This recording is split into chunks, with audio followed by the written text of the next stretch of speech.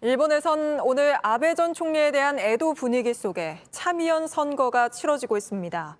이번 선거 결과에 따라 한일 관계도 많은 영향을 받을 것으로 보입니다. 또 오늘은 아베 전 총리에게 총을 쏜 범인도 검찰에 넘겨졌습니다.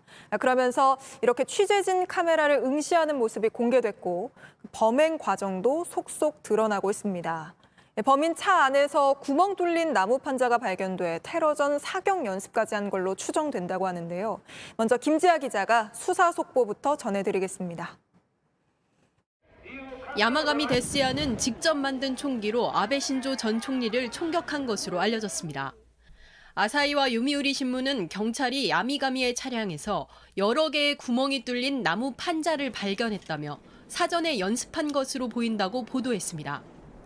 그는 범행 하루 전날인 7일에도 아베가 참석하는 오카야마시의 연설회장에서 범행을 시도하려 한 것으로 알려졌습니다. 왜 이렇게까지 아베 전 총리를 죽이려 한 걸까? 요미우리 신문 등 일본 언론은 야마가미가 특정 종교에 원한을 품었다고 보도했습니다.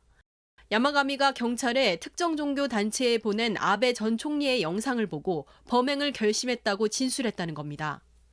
아사히 신문에 따르면 야마가미의 어머니는 특정 종교의 신자로 거액을 기부했고 2002년 초 파산 선고를 받았습니다.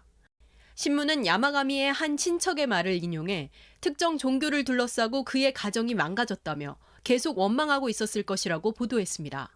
야마가미가 이토록 치밀하게 범행을 준비한 반면 경호는 허술했다는 지적이 나오고 있습니다.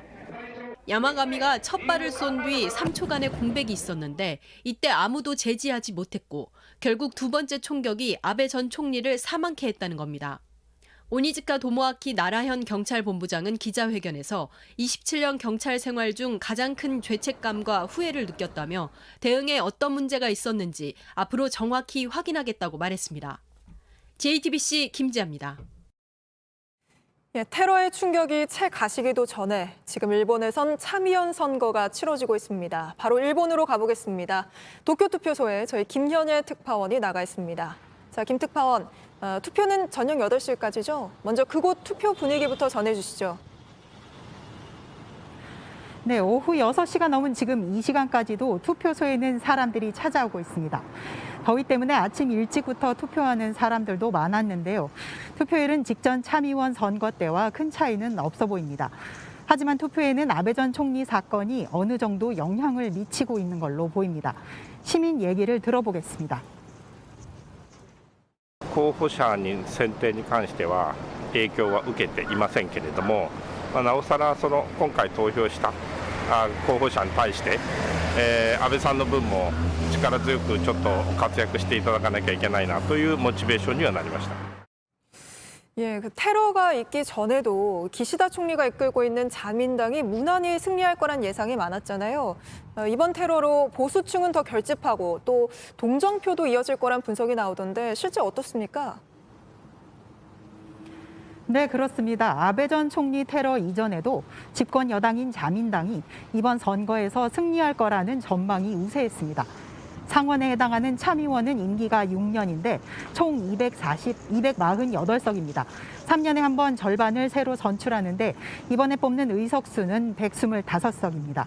무난하게 이긴다는 건 여당이 절반 이상의 의석수를 가져간다는 뜻입니다. 그런데 아베 전 총리 사건으로 동정표가 몰리면서 자민당이 압승할 거라는 전망도 이어지고 있습니다. 실제로 그렇게 자민당이 압승을 하게 된다면 그게 한일 관계에는 또 어떤 영향을 주게 될까요? 윤석열 정부가 들어선 이후 우리 정부와 일본이 냉랭했던 한일 관계를 개선해보자고 한 상황이었는데요. 한일 관계를 예상하는 데 있어 일단 눈여겨봐야 할 부분이 있습니다. 바로 개헌입니다. 아베 전 총리가 줄곧 주장해왔던 부분인데 전쟁과 군대 보유를 금지한 일본 헌법에 자위대를 명기하자는 겁니다.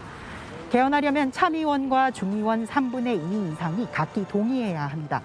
현재도 개헌에 찬성하는 의원들이 3분의 2를 넘긴 상태인데 선거 결과로 수적 우위가 더 커질 수는 있습니다.